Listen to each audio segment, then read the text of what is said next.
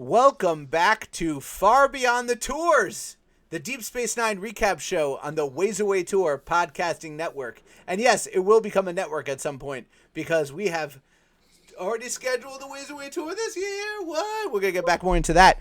But for now, my name is Moshe Hill. And if they don't perform well tonight, it's because Vulcan stole their homework. It is Andy Schwartz and Nati Burnside. This is Season 1, Episode 11, The Nagus. An empire forged by treachery and deceit My advice is to lock up the silverware. I'm already on it. is about to unveil its master plan. Our word can be our bond until we decide to break it. First, they will choose a new leader. Quark! Then they'll take over the galaxy. When in doubt, ain't ruthless. How touching. On the next episode of Star Trek Deep Space Nine. Okay, did the people who made that promo see this episode? Like, that's not what the episode's about. I love the fact that they use this guy with like super dramatic voice, and every episode he tries to make it like there are dire straits and like the galaxy's in trouble, and you're like, that's not what any of these episodes are about. I know. They're like, hey, we're going to have this Dominion war in 3 years, but for now, we're going to need you to act as if we're in the middle of a Dominion war for a really long time. You had to get this guy on retainer as soon as possible for the Dominion War episodes, and they were just like, we might as well use him in the meantime. Can you make a really dramatic thing about a Wadi board game? No? I know. Well, each one of those YouTube videos from TrekCore is where I get those from, the TrekCore YouTube channel, so give that a follow. But every one of those videos has like 3 different TV promos. So maybe like the other ones are more like fun. We just only watched the first one. So maybe we should watch the other ones. All right. So we got The Nagus. It's a Ferengi episode. I love Ferengi episodes. Andy. Is this the first Ferengi episode where they're not like the bad guy in that sense? Like, this is the first time since like TNG, you're saying? Yeah. Yeah, because like in TNG, they're the villains, and They're always the villains. they're not just villains, but they're like a nemesis. Like they introduced Ferengi in The Next Generation as like another kind of like Romulan or like Klingon. Yeah. Like they were like a power in the quadrant and like very mysterious. You didn't really know them, and then they like kind of evolved into these. Into what they eventually became, and then they introduced them on DS9, and then it became all about like the rules of acquisition and all that kind of stuff. So the Ferengi were, I guess, in the episode in the TNG episode where they're like looking for the wormhole, they're more like, or like when they, what's it called? Have the cocoon, the Famke Janssen cocoon. They're more like a nemesis, like a nuisance, than a villain. Well, I mean, there's also like there's the episode with Dr. Rega where you like the Ferengi scientist, and you get the idea that like maybe they aren't like these bad guys, but that's not till like late TNG, which is after this. Yeah, exactly. So and I love the Beverly Crusher episodes. They chose to pivot the species like very clearly. Yes, when they first introduced the Ferengi, and they like no one knows what they look like, which is like weird if you think about it, because they've been dealing with other species in commerce for a long time. So, like, how does no one know what they look like? So this is the first Ferengi episode, though, in Deep Space Nine. First of many, which I love. I love the Ferengi episodes. But I do have to talk about Wallace Shawn. All right? So neither Andy or Nati, I don't think Andy or Nati know what I'm talking about when I say that Wallace Shawn is a problem. So I just gotta say, The Princess Bride is one of my favorite movies, if not my favorite movie of all time. Inconceivable. Exactly. Love the actor Wallace Shawn. Hate the person Wallace Shawn. Because Wallace Shawn, if you guys don't know, is has a formal. So I just did a quick research on this before so I could get it right. Formal and active affiliation with Jewish Voice for Peace for over a decade. He's on like the board of it. I thought he was one of the founders of it, but in the 90s, I'm not 100% sure if he is. But And if you don't know what Jewish Voice for Peace is, it is a virulently anti-Israel organization that basically promotes. They are neither Jewish nor Voice for Peace. Every single time they're behind the anti-Israel stuff in a lot of the stuff that you're seeing around. They're the backbone, Jew. And they were one of the first organizations. So they predated, if not now, they predated what's it called, J Street by like 10 years. So I do have a problem with Wallace Shawn, the person. However, so I just had to throw that one in there. But it comes back to discussing an actor versus like his political affiliation. Yes, you got to separate the art from the artist. I always try to separate the art from the artist, and that is what I'm doing with him as well. But I do got to say that he's kind of a dick.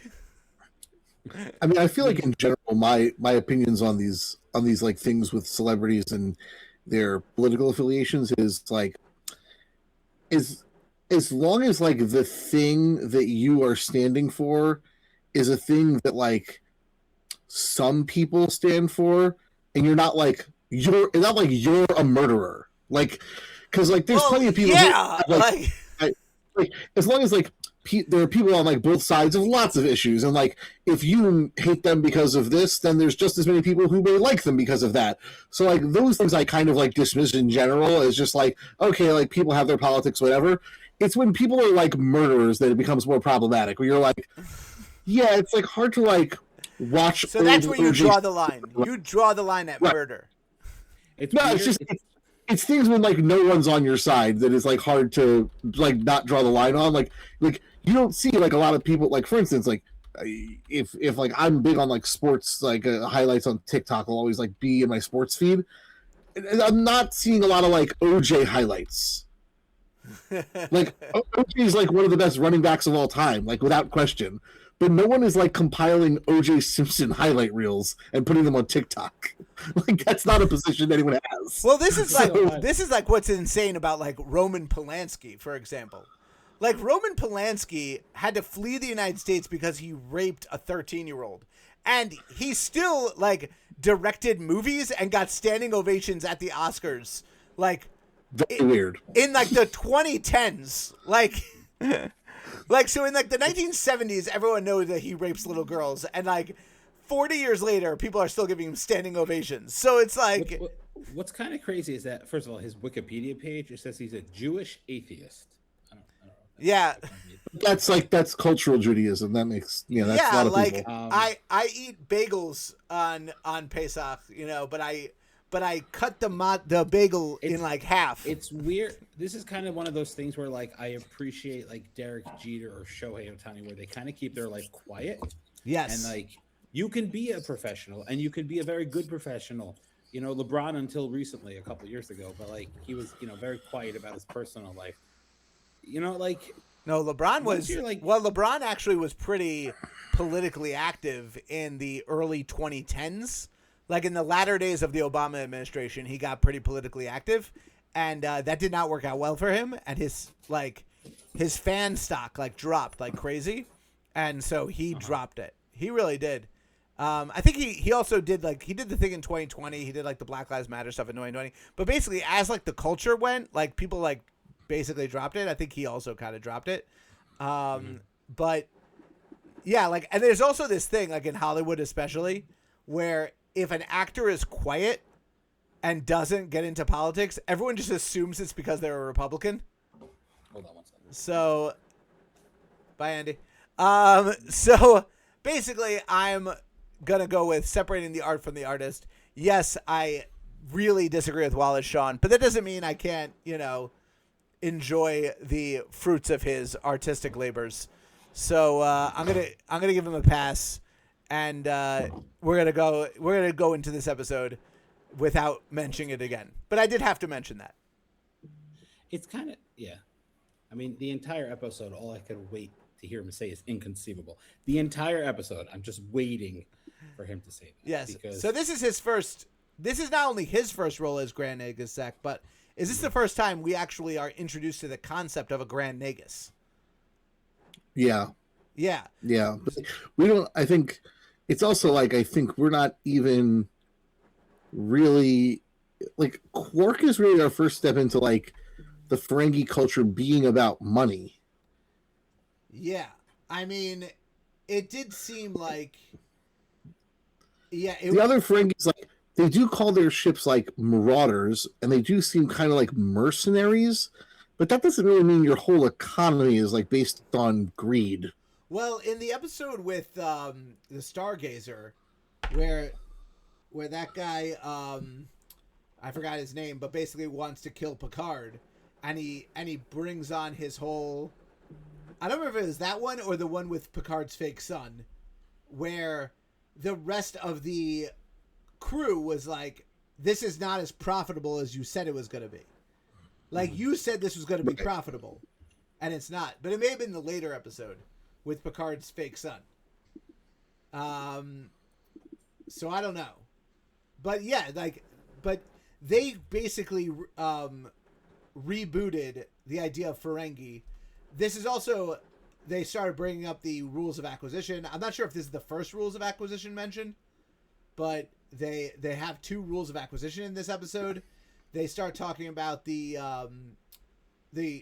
Ferengi system of government is very weird, because I don't even know how. Oh, is it?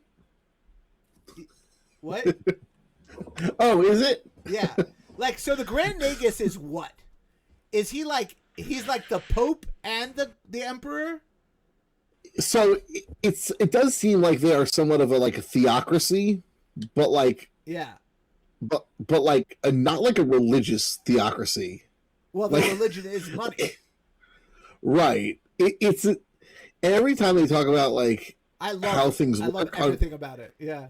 Every time they talk about how anything works on Ferenginar, I'm like, what? Yeah. like when he goes to Ferenginar and he has to go into like the office of the Ferengi Commerce Guild or something, and he's like, oh, I'm gonna like take the stairs because the elevator costs like three slips of latinum, and it's like 70 floors, and he's like, what? I was gonna spend 3 slips? Like, no, I'm not gonna do that. And like, to get a meeting, you have to like give a bribe to the clerk who's there. Like, it's amazing. Everything about it is so good. And I love the Ferengi episodes. They're so funny.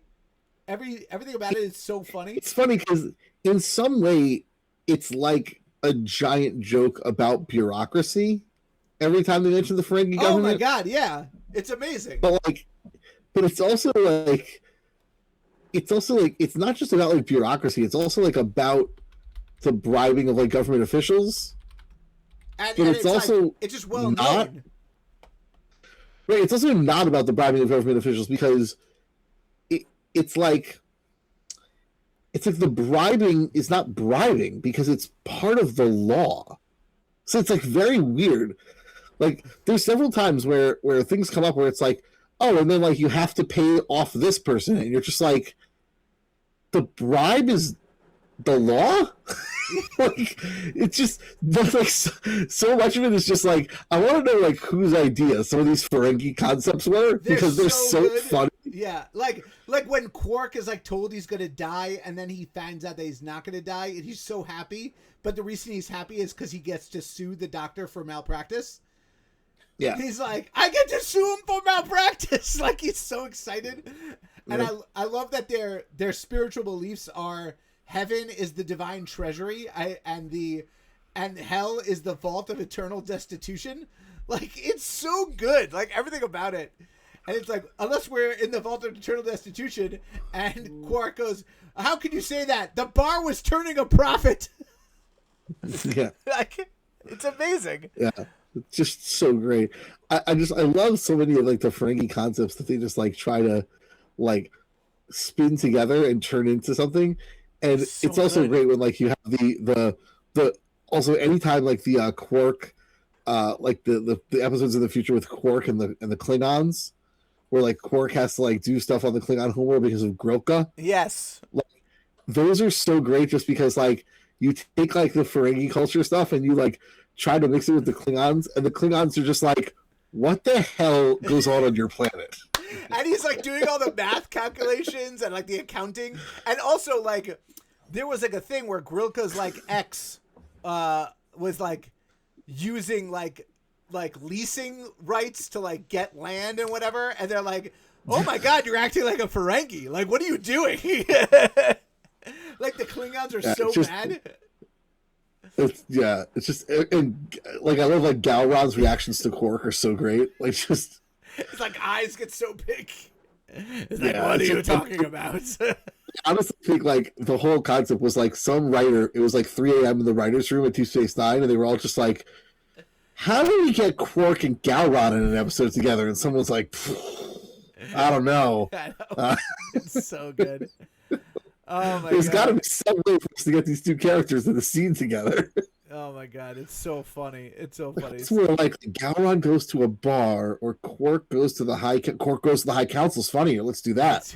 Like so, yeah. These episodes are pure comedy in a way that, and there are a lot of comedic Star Trek episodes, like they're TNG and Voyager. Like they all have their comedic episodes, but consistently, Ferengi episodes are so funny. They're the funniest consistent theme episodes, and they're always like they always hit. And then later when you bring in Brunt, like Brunt comes in, I just love him. I love him. So we get the so that's the A plot is the whole Ferengi thing. The B plot is the Siskos. Jake is going through his teenage rebellious phase. Something that I'm personally not looking forward to. Andy, as the only person here with a teenager, how's that teenage rebellious phase going? And is Jake 16-year-old girl is very different than a 14-year-old boy. Yeah. But it's going. It's going. You're still surviving. Well, I love the line later when first of all, I'll get to it that Chief is back, but basically, yeah. But Keiko isn't. But Keiko isn't. She's still on Earth. I thought, didn't they go together? Well, he came back early because he has a job, and screw the kids. And then he's doing her job. And hey, by the way, that's kind of insane. They have no one else on that station that can be a substitute teacher, and like they're bringing in Chief O'Brien, the chief operating officer for the station, who has been gone for months. And things are breaking down again, and they're saying, "Oh, you guys send a crew here, there," and he has to teach school. Yeah, where does he have to? I mean, at the beginning, like it was apparent that like Keiko was the only one who wanted to teach the school. So like, I guess it makes sense that there's nobody else who wants to teach the school because they kind of said that before. Well, I understand that, but it's like, you don't want to put together the school. You don't want to be responsible for the school. But to be a substitute teacher for like a few more weeks that's a different ask. You know what I'm saying? Like, they sucker the chief into doing it. Like, is it just like a wife guilt situation? It definitely like Sisko's like, "Hey, Chief, we were expecting Keiko back with you. Oh yeah, she's gonna be on Earth for another 2 months. Okay, we're shutting down this school. It's been like." You've had the last 3 months off. No, I'll do it. I have to have something back when she comes back. There has to be something else. Yeah. I've got 7 kids over 5 grades. Like, they've got to have something to do. All right. It's absolutely bonkers. I love it. I love that they, so we'll get to the school in a second. So Zek shows up, goes straight to the holodeck. The holodeck is just prostitution or online porn, but like take it to the next step. And isn't it kind of like weird? I mean, it is like we are talking about Deadwood in space. So, but Quark's is a bar and a casino and a brothel. That's just it's a den of vice. Vice, yeah. I mean, but it just exists. I think Andy was looking for the term den of iniquity. My real question is like, and this is like a philosophical question, but like, at what point is the holosuite cheating? Oh yeah. Like, okay, so you want to like, get into this? Well, okay. Curious. Well, this is a Voyager question because there was a whole thing with Tuvok. Mm-hmm. Tuvok was having like the Ponfar, and yeah, but okay, I don't think that counts as cheating because the alternative is he dies. exactly. So fine. So that's like acceptable. That can't count. So if like, Chief goes and be like, "Hey, Quark, so I have this program, only I have access to it. It's called Keiko, right? It's just I took some images of my wife. I just need a holodeck for like 23 minutes, like 2 to 3 minutes, including foreplay. Like, I think it's got to be interesting if you think about it, because like she's been gone for a while. The person who creates the holodeck program is obviously going to see everything that's in it. So I guess like you would need to like create your own holodeck program, but I guess like you could do that with whatever like 24th century like AI that would be. Yeah. Just be like, well, like, but that's why Quark has his own holodeck programs. He has like, he gives him a list. He's like, these are my 5 favorite ones. Like, I have a list of my holodeck programs. But he even discusses. But he's even like, oh, the girls from Slave. Vulcan Love Slave. And later, I think it's Jeffrey Combs' first appearance is when he tries to get Major Kira. Which is, you have a holo imager, you can literally do it with anyone. And you can program them to do anything. It's kind of insane. It is kind of insane. Yeah. You can kill your boss. You could you could do anything. Yeah. Anything. It's a holodeck. You can make a clone and murder it in the holosuite. Yeah, and by the way, so let's say you are utilizing one of Quark's programs and they stop the holodeck like in the middle. They just say computer end program. And like then you're just standing around naked in like a room like in the middle. What if you were lying down? Like do you fall? Like what's going on? Like just your who cleans it up? Like the computer, obviously. I mean God, the computer must hate people. So yeah, I love it. So first rule of acquisition that they dropped: once you have their money, you never give it back. That's the first rule of acquisition. And I think they also mentioned the 6th rule of acquisition. Hold on, I thought I wrote it down. I'll try to. Oh, here it is. Never allow family to stand in the way of opportunity, which is the 6th rule of acquisition. That's the 6th rule of acquisition. Yeah. Never. Yeah, I love it. And so they have what is it called? Quark is going broke for the Nagus. Doesn't want him for dinner. Like I'm curious about this whole thing though, because you have the scene where Jake and Nog are in school, right? And then like there's like a whole thing with they're having dinner with the Nagus. So Nog doesn't do his homework. He's like, I gotta do my homework. The Nagus is like, you let your kids go to school? Like, I don't understand this. Like, if you're training a generation to be good at business, why is school a bad thing?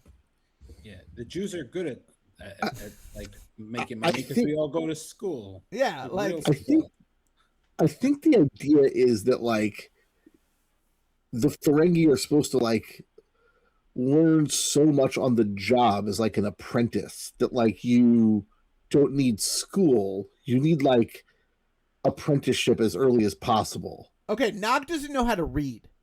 Like yeah, there's got to be. Which, that by the sounds way, bad. I have a lot of comments. Should I do it now or should I save it for later? Save it for later. I'll save it for later. Okay, I'll save it for later. But it's crazy because. So I think it felt like in my mind it was more of like you let him go to a human school.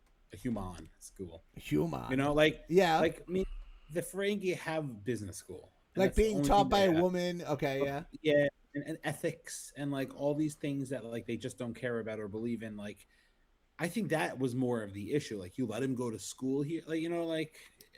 Okay, so he should be basically back on Ferenginar, you know, and learning in an apprenticeship, correct. and not what's it called? Being at a human school. I mean, how does that work? How does that work also with like the universal translator in reading? That's what I was going to get to later. Oh, okay. Sorry. It makes you stepped on it. You stepped on my point. No. I'm sorry. No. Because, all right, fine. I'm going to do it now. All right, because I wrote this down. what language is Nog reading in? Because we know he's not reading in English. How do we know he's not reading in English? Is because in Little Green Men, no one understands English without the universal translators. The universal translator broke in Little Green Men, and so the Ferengi, they literally have the humans speaking to the Ferengi, and like you're doing it from their perspective. They have no idea what the humans are saying, and vice versa. So Nog isn't like going like, oh, I know a few human words, you know, like hello, baseball, root beer, you know, like that's like later, you know, but they have to do the universal translator. So the only thing that makes sense is that Jake is teaching Nog how to read in Ferengi, and Jake is reading Ferengi, and that's getting translated into English to us. Yeah. That makes no sense, though. Yeah. So here's how theoretically it's supposed to work. All right. It's supposed to work in that some knowledge. English is what they now don't call it English. They call it Federation Standard. And that is like the given language that you would encounter if you looked at like any computer panel on a starship. And everybody in the Federation theoretically speaks English, as it is the Federation standard language that things come in. Now, that doesn't mean that it's a computer in the 24th century. It doesn't mean you can't like tap a couple buttons and have all the language change to Vulcan or change to Ferengi or whatever language you speak. But theoretically, everybody speaks Federation standard. Like, it's so common that even like the Klingons speak it and stuff. Which is why why doesn't he know any English words in Little Green? Right, that doesn't make any sense. It's a plot hole, obviously. So it's a plot hole for then, but not for now. For Little Green Men, yeah. Okay. Also, Rom should speak Federation Standard easily. Also, yes. I mean, by the way, quick pop quiz: what is English called in the Star Wars expanded universe? Anyone? I thought English doesn't theoretically exist. No, I'm not. I know. It's not Arabish. No, it's called basic.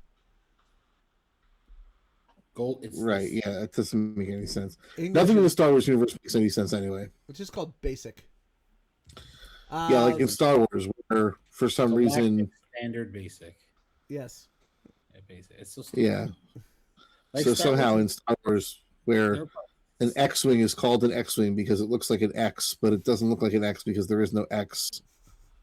So that doesn't make any sense at all. How dare you? No, in Star Wars, though. All right.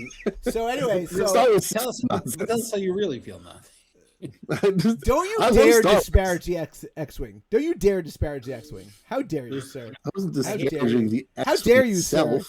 How dare you? Idea that you can't enjoy both. You can enjoy both. I absolutely enjoy both. I love Star Wars. We'll do our Star Wars recap pod. I didn't start Maul yet. I gotta do that. It's very good. I'm watching tons of Star Trek stuff over my shoulder, but there's also a lightsaber over there. Oh, mine doesn't work. Stupid. I got my lightsaber upstairs, but I didn't get the blade. I only have the hilt. Blade was extra $50, and I was cheap. Like, I'm not spending the money. So like a Ferengi. Okay, so they get all these different Ferengi. Nice. So they get all these different Ferengi and coming in, and I love the conversation. I don't know why you have a Pokemon card, Andy. It's literally it's just sitting here. So they get all these different Ferengi, and they come in and they're doing this meeting, and I love the meeting about it because Zek is literally giving them an explanation on like why the Alpha Quadrant doesn't trust them, and then they laugh about how the Gamma Quadrant is going to get fooled by them. It's like for some reason the Alpha Quadrant doesn't trust us, so we're going to go to the Gamma Quadrant and then make new contracts and then break them. It's amazing. They'll laugh. I know.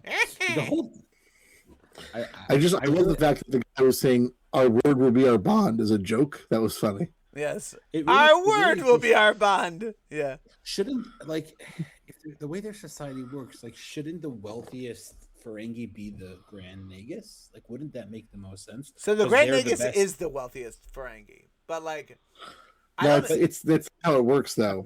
He becomes the Grand Nagus because he's the smartest businessman, and once he becomes the Grand Nagus, he becomes the richest person because he exploits his position to become the richest person on the planet. Yeah, it makes no sense. What's kind of crazy? The assumption is, for instance, that if he's going to pick Quark to be the next Grand Nagus, so that's basically him saying Quark is the next genius Ferengi businessman. So I'm going to choose Quark to be the Grand Nagus. Well, once Quark becomes the Grand Nagus, then Quark arranges all these giant business deals, and he takes a cut of all of them, and he becomes super duper rich. It seems insane. So what's funny? So I was reading, the page about Ferengi. There are 78 billion Ferengi at this point. That's a lot. That makes sense. You also realize they don't go to war with society, so they probably it's easy to have children when your women don't wear clothes. Yeah, you also. Well, the children are all created by contract. So there's a marital contract. It actually doesn't even make sense that they have that many children. Because unless you consider the fact that they view children as assets. They have to. Correct. Exploitation begins at home. That is true. Rule of acquisition number whatever. Yes. I like that one. Exploitation begins at home. I love the what's it called? The episode in Voyager with the Ferengi it's the sequel to the Next Generation one, where they're in the Delta Quadrant, and the poor man comes and says I have 7 children.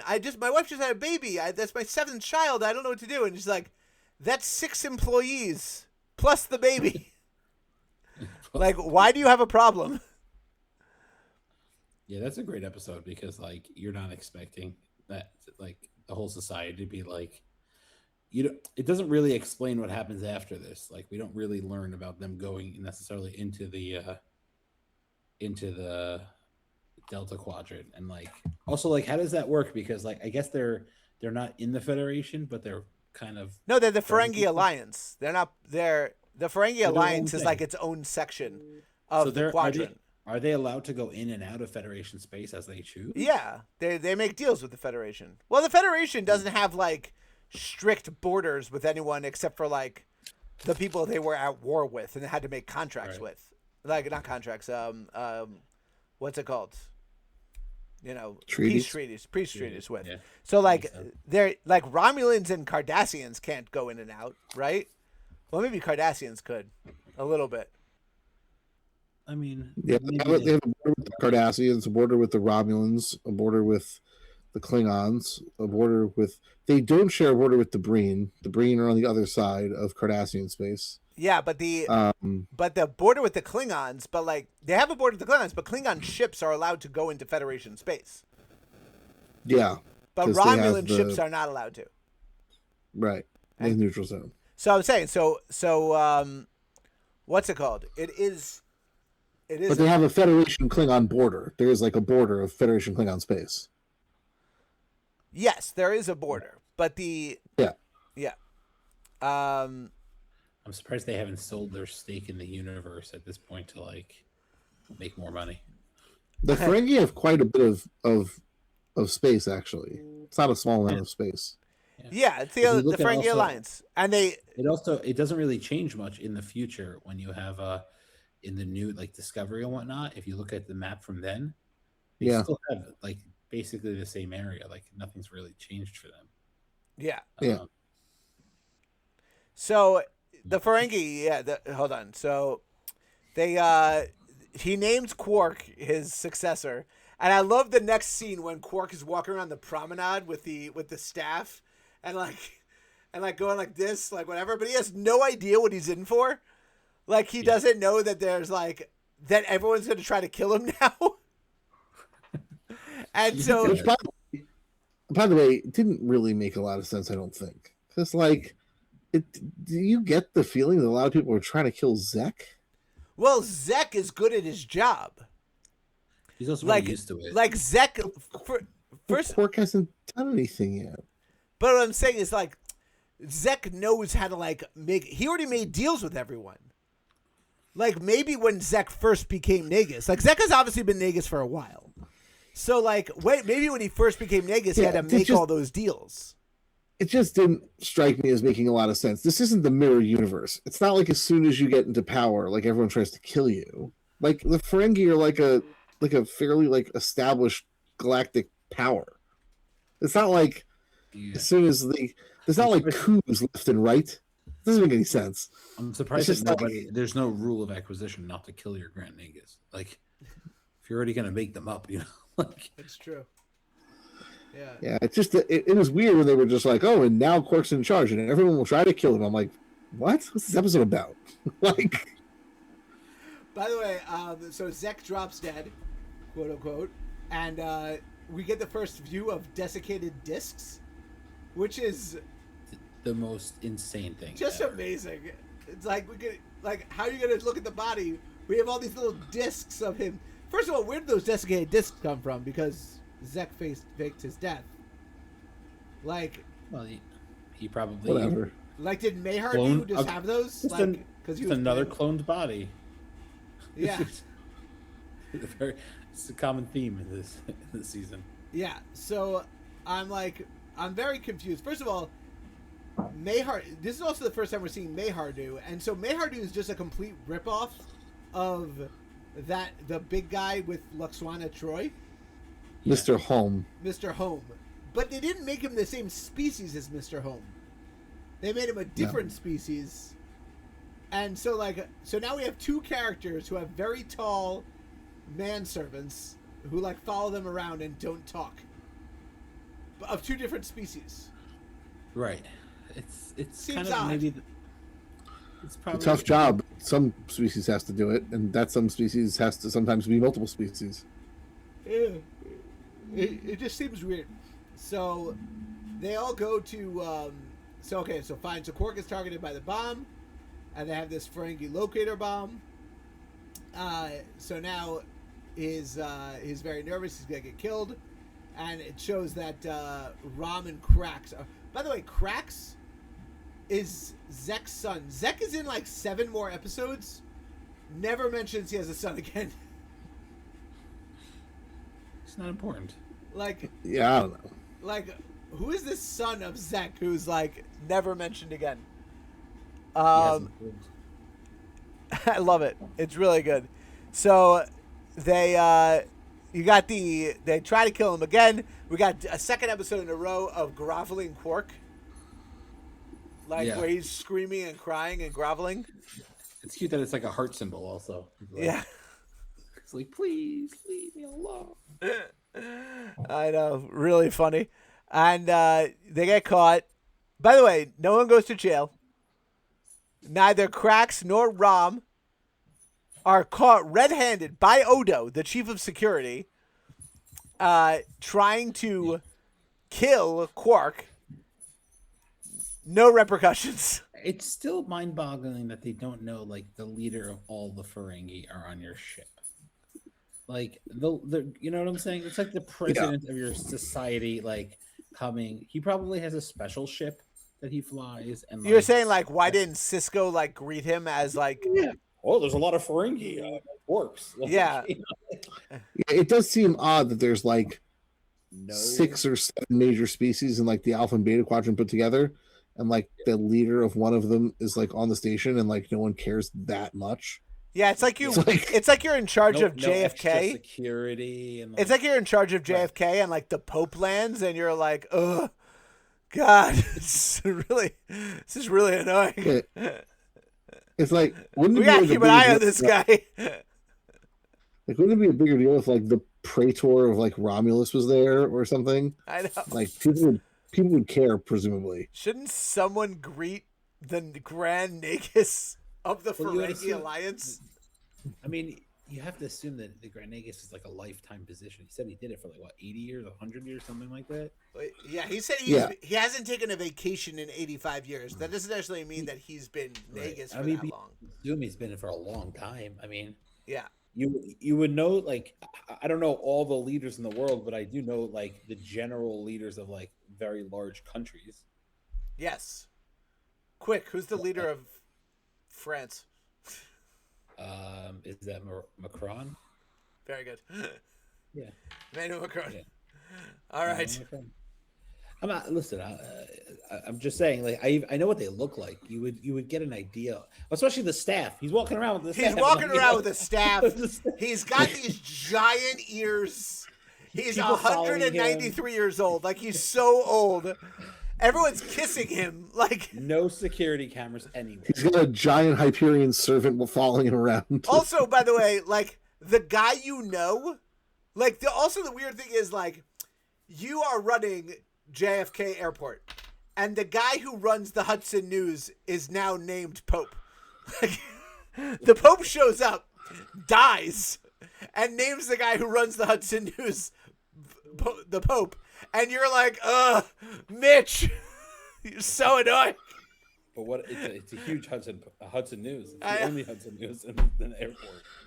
It's like, also, isn't it like strange that we don't get like reactions from the other like main characters in the show when Quark becomes like the leader of like a part of the quadrant? That's what I'm saying. Like, Mitch is named the Pope. He's like, the leader of almost 80 billion people. This isn't a small position. Like, these and they're people like, are like theoretically Quark's like friends and they work and talk to him every day, and suddenly he's like in charge of 80 billion people and no one shows up to be like, hey, congrats on the promotion.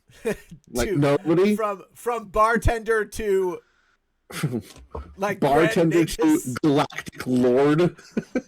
You're like one of the 6 most important people in the quadrant right now. Big step up. Maybe somebody could get him a fruit basket. Like, I don't know. It just seems odd that like no one says anything. But they're like actively annoyed at him too. Like, they're like, Quark, I'm not gonna kiss your staff. Like, I got my eye on you, Quark. He's like, I am the Grand Nagus of the Ferengi Alliance. But it is like that thing where like you know somebody for like a long time, and then like they become a bigger deal, and you're like, that's ridiculous. That's how you guys treated me after I, No, not even a little bit.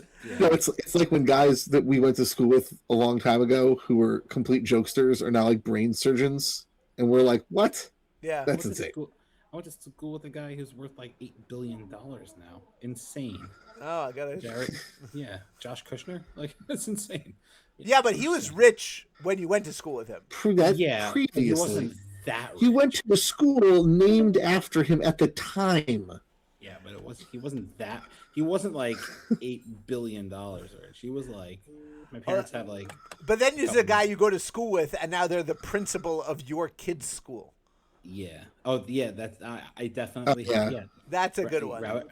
Rabbi Rebals. He's the principal. A guy I was like good friends with in elementary school. He's now a guy I went to elementary school with is the principal of my kid's school. Yeah. I like when I wrote that thing about the basketball player at my high school, and I was at one of the games, and the guy who's the headmaster of the school, like, is a guy it's the younger brother of a guy who was like in my grade in school, and he's now the headmaster of the school, and he came up to me to like compliment me about the whole thing, and I'm just like, it's so weird. You're in charge of everything. Like, you're like a guy I know's younger brother. Let me ask you a question. So when I was watching this episode, it hit me that Odo is basically Alex Mack from like Disney. You remember that show? Where she can like, do you know Nati? She can turn into goo and stuff. Yeah. Which show was first? I'm definitely sure this was. I think Deep Space Nine was first. Deep Space Nine started in like 1993. They came out the same year, 1993. Really? Isn't that crazy? Yeah. It was a Disney show about a girl who got powers and she could turn into like liquid. The Like Secret Odo. World of Alex Mack? Yeah. Oh my god, that's so funny. Never saw the show? 1994. Nickelodeon show. Yeah. Filmed in 93. Premiered October 8th, 1994. So a year and a half later. That's funny. Oh, a year and a half. Yeah, okay. So, but that's crazy. Like, you would think, like. Yeah, they stole it. She became Odo. Became Odo. Or Odo became her. Or Odo became her. They got married. Yeah. Oh, that's Crazy. the girl You never from know. 10 Things There I Hate is- About You. There is no biology. Like, it's not men and women, but for Odo, which also, like, how does that work? We'll get to You that just when pick we your have the own. Odo sex episodes. That's coming I up. was gonna say, you don't need to. So what do you think about Zek? His yelling at his son. So his son, he's upset at his son because his son didn't do the right thing when he named Quark's successor. And his son's like, "What are you talking about? I was going to kill him, which is what you're supposed to do. I was going to grab power." And the line that Zek says is, "You don't grab power. You accumulate it quietly without anyone noticing," which is diabolical. That is diabolical. That is like Also, Slytherin stuff, man. Also, like, from what we know about how, like, the Ferengi structure works, is this really, like, is that how this is supposed to go? Like, I assume it's, like, frowned upon to name your son the next Nagus. It's kind of insane that the Nagus names his own successor. If you think about it, like Well, the whole kind concept of doesn't make makes sense. though. Like, does the Nagus get the Nagus' money if it's not family, or does the family keep the money? Like, they don't discuss that. yeah, like when That's they a sell different the desiccated discs, who kept that money? I guess it's his son. thing. I guess the son does, but like, but if I you're would the assume Nagus, the Nagus like, would Quark keeps- get the Nagus' keep- money, or would the Nagus keep his own money in his family? No, the Nagus keeps his own money. I think the concept is that the Nagus makes decisions for himself and for the government. So Is he he supposed to be- takes like personal kickbacks, but also like the government makes money. I think these are two separate things. What's But kinda crazy I is still that- understand the concept of like, it does make sense that the Nagus would choose his own successor because like the concept is like, this is the smartest Ferengi. So like, who would you trust to like pick the next smartest Ferengi, but the guy who's the current smartest Ferengi? Like, that makes sense. But Well- like, you wouldn't want him to choose his own son. So I guess like but then like, Also, is it a wait, good hold on. thing if his son tries to like kill the guy he did choose? That can't be good. By the way, when you talk about Ferengi government, there are no taxes in Ferengi, on Ferenginar. No, everything is based on bribes. So you want a government job. You want a job in the bribes bureaucracy. But the bribes are taxes. But I'm saying there's no like set tax. Plus, you do pay for things. Like Quark pays for his Ferengi business license. Yeah, but he bribes somebody for the. So that's why you want like a government job in the Ferengi, because that's like you can get bribes from everyone. But like there's obviously better jobs than other jobs, like better bureaucratic jobs than other bureaucratic jobs. Well, the question also becomes like, is the Nagus's position to take care of the like society and make the best decision for society, or make the No, best everyone has to decision for make the best himself? decision for themselves. Yeah, like so one of the reforms later is like they like create these like social programs. So they have to start generating taxes. They actually, we're going to get into this because they actually ruin Ferengi. All the reforms are terrible. And they ruin Ferengi culture. But it is clear that like the Ferengi Alliance like makes giant business deals with other cultures. And that is how the government has money to do with it whatever it is the government does with the money in the Ferengi system. But is the government doing that, or is the Grand Nagus doing that and pocketing the money? It's both. The Grand Nagus is doing it, and he may also take a personal kickback, but he's the person who's like negotiating for all of Ferenginar, which is why like when they talk about like Zek's made some bad deals lately is bad for the whole Ferengi economy because like he's the one negotiating the deals. Uh-huh. It's like an art of the deal situation. So, and then here's the question. So there's a Grand Nagus, right? Which would imply that there's lower Naguses. Like, nah, I think it's just the it's title. like it's kind of weird. You would assume there's like some sort of society, like the administration. What about the Grand Proxy? The Grand Proxy. Grand Gotta Proxy love the is Grand Proxy. completely made up by Love the Grand Proxy. by Voyager. Love Yeah, that. absolutely nuts. All right, and then there was what was it? The only thing else I want to do is like Sisko, when he sees Jake teaching Nog how to read, he had that proud papa moment at the very end. That's how the episode closes, and gotta love those proud papa moments. Nothing like a boy. Nati. Your kids are still probably a little too young to have like the real proud papa moments. They get a little better. Like you'll get there. Like you definitely had some, obviously, but like there's a moment like when your kid does something like really just kind for other people, and like they don't think you noticed it. You just like see it, and you're like, oh my god, I'm an amazing father. So that's definitely how Sisko, and that's a great way to end the episode. Any other thoughts about this episode? Yeah, I didn't have Rom being a murderer as my trump card this week. Yeah. Rom trying to murder his brother. Didn't see that one coming. Well, they haven't really made Rom yet. I feel That's like, but like to murder your brother, that's like a big deal. Even in like Ferengi society, you have to assume. I feel like we're supposed to forget about that scene. And then, but then like Quark is like, "Wow, I'm so proud of you. I've never been more proud of you." Yeah. Oh my god.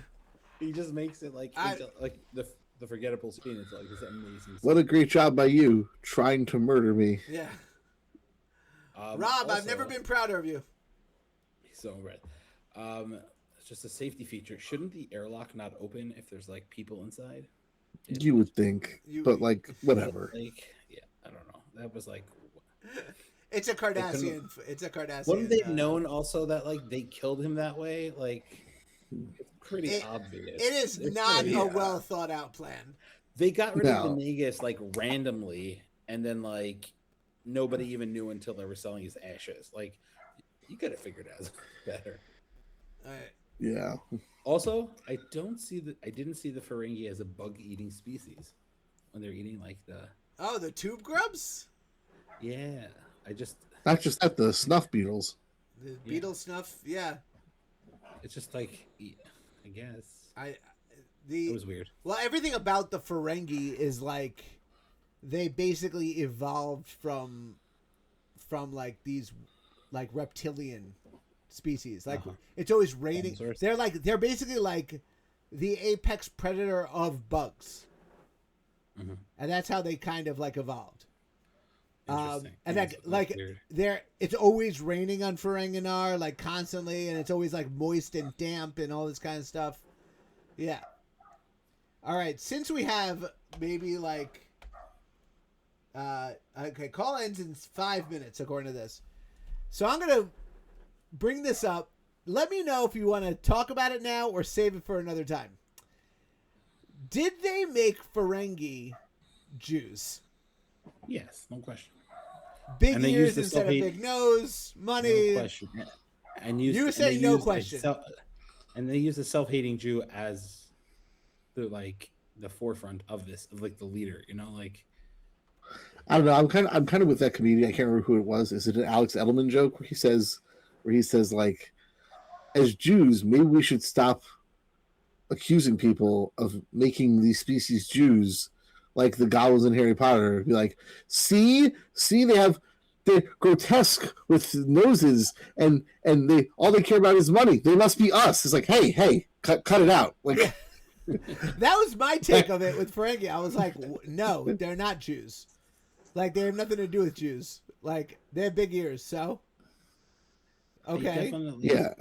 It's not like they prefer to eat like bagels or something. Like other than liking money, like what makes them Jews? Just like the way. And by the way, everyone likes money. All right, there's just some people who are better with it. What's that? That's one of those jokes I love. Though, what's it called?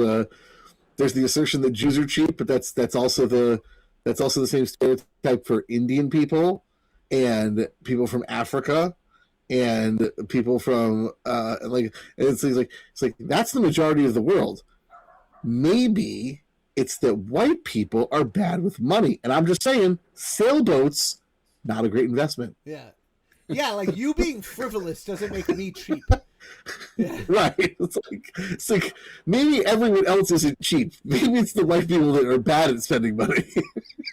Like I don't know if they see in my mind. I don't know if they specifically made them Jews, but I definitely think it was like the direction of like where it went. Well, they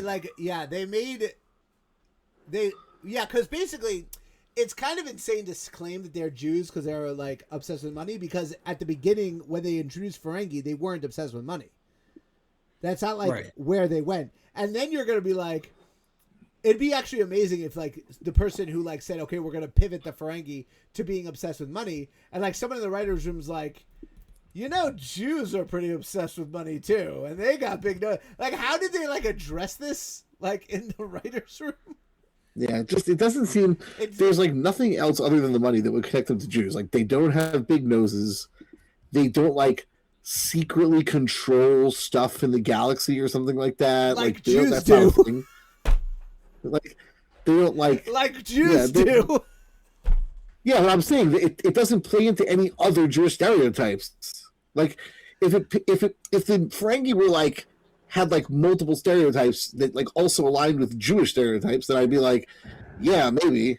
But otherwise, it's like that's in Harry Potter, people are like, well, the goblins control the banks, and like that's a Jewish stereotype. Yeah, but it's like, but they also like, make armor, and it's like Quark, Armin Shimmerman, born in Lakewood, New Jersey, very Jewish. Nog. Okay, Aaron but when Armin Eisenberg Shimmerman was born, when Armin Shimmerman was born, Lakewood, New Jersey was not Lakewood, New Jersey. I'm just saying. True. Aaron Eisenberg was Nog, like Jewish. Well, like, they had to cast short people, and so they You're got. saying those Jews are short. Oh yeah, other than Jews being short, I guess that's not really like there aren't exactly a lot of other Ferengi things that line up with Jews. All right, this call is going to end in just under a minute. Thank you very much, guys. Next week is Vortex, which is Odo learning more about his origins. So we got an Odo episode coming up. By the way, Rom Jewish. Rom Jewish. All right. Very excited for the next week's episode. Yes. And Nati doesn't seem to be looking forward. No. Nah, it's not a good one. Good. All right. Every episode's a good episode. No, it's not. Well, it's different. We agree to disagree. All right. We'll talk soon. Gentlemen, have a great night. All right. Talk to you later, buddy. All All right. Bye.